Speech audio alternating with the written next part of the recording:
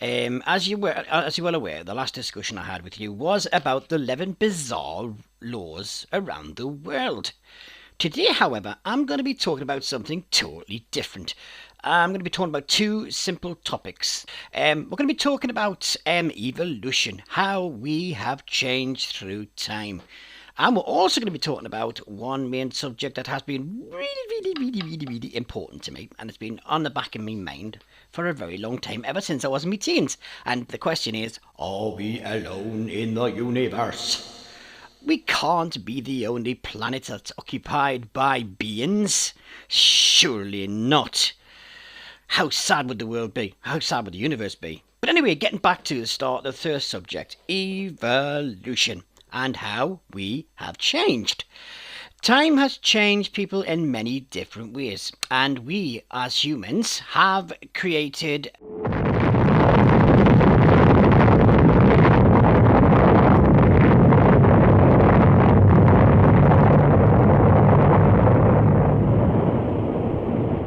Yes, I'm simply talking about nuclear capability.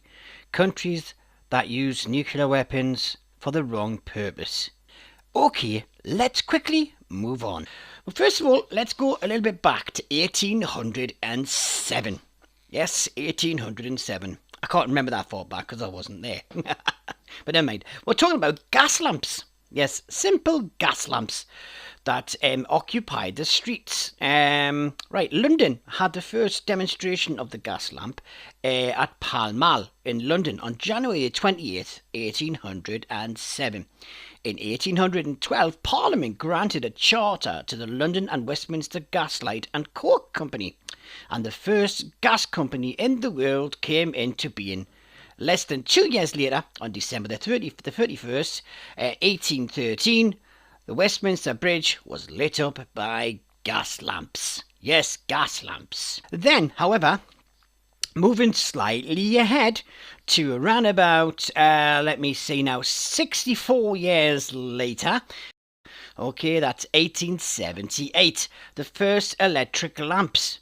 Yes, that's right. The first streets in London lit with the electric arc lamp were by the Holborn Viaduct and the Thames Embankment in 1878. So it was bye-bye to the gas lamps and hello to the electric lamps. Now, moving up to the modern day, that's now, we are talking about sensor street lamps. They're still electrical, however, they're operated by mechanics, okay?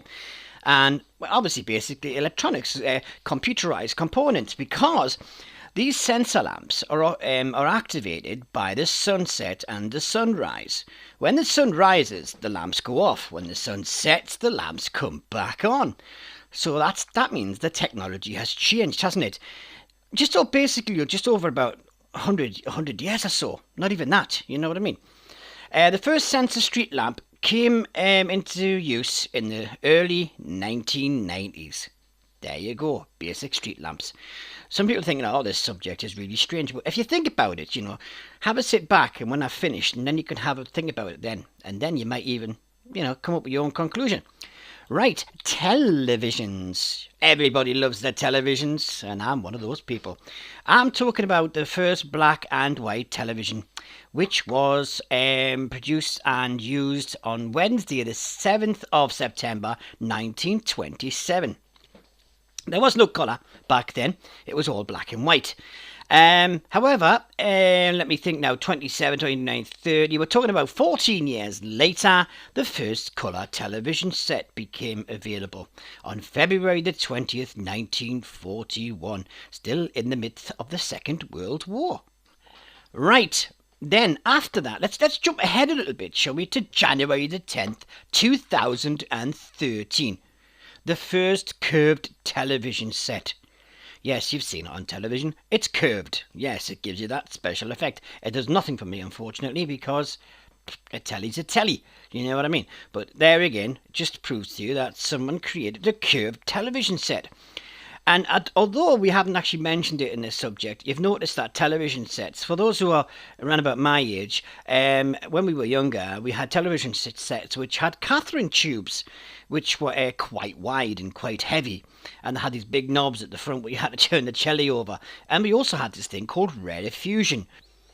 It is amazing and astonishing how quick we have moved ahead when it comes to technology, especially in evolving when it comes to the television set. We are talking about from 1927 to now, which is only 90 years, we have evolved from the black and white Catherine tube to a colour 3 and 4D smart curved Wi-Fi Bluetooth enabled TV which can connect to the internet. That's a simple 90 years we have moved on so dramatically. What's going to happen in the next 90 years? Well, I suppose we're just going to have to wait and find out. Right, quickly moving on, let's talk about the mobile phone. How evolution has changed the mobile phone from 1952 to now. That's just 55 years. We have become more advanced in mobile phones. But how advanced have we become? Let's find out. Back in 1952, the basic mobile was a simple handset only. It didn't have any of the special features that you can get today. For example, today you can get Wi-Fi. Today you can get Bluetooth. You get GPS included in the phone. And also you get a camera, which can be anything up to 12 megapixels. You can connect to the internet. And you can even have live chat. Nothing like you could do in 1952. So, evolution, when it comes to technology-wise, in the mobile phone has changed in only 55 years. How cool is that? Right, let's talk about aeroplanes. How advanced have aeroplanes become since 1908 when the first public flight took place? As time went by, another aeroplane was created. It was called Concorde. And Concorde flew its last passenger flight on January 21st, 1976. You know, evolution and technology when it comes to aeroplanes has always fascinated me. I always believed that on one side of the planet there is someone who can design a plane on a piece of paper. Yet on the other side of the planet, I believe there is someone who can actually build that plane. And on another part of the planet, there is someone who can fly that plane, yet he cannot design it, nor can he build it. The same can go for the guy who designs it.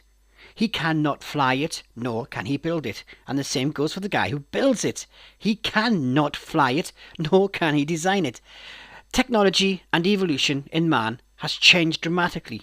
And when it comes to flying, there's always room for improvement. Okay, let's get back to the subject I was mentioning a little bit earlier on. I'm on about, are we alone in the universe?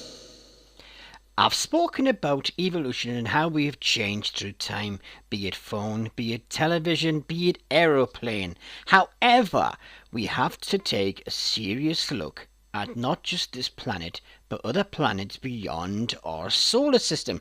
They have just recently discovered another several planets, in which 2 of those planets could sustain life, just like Earth.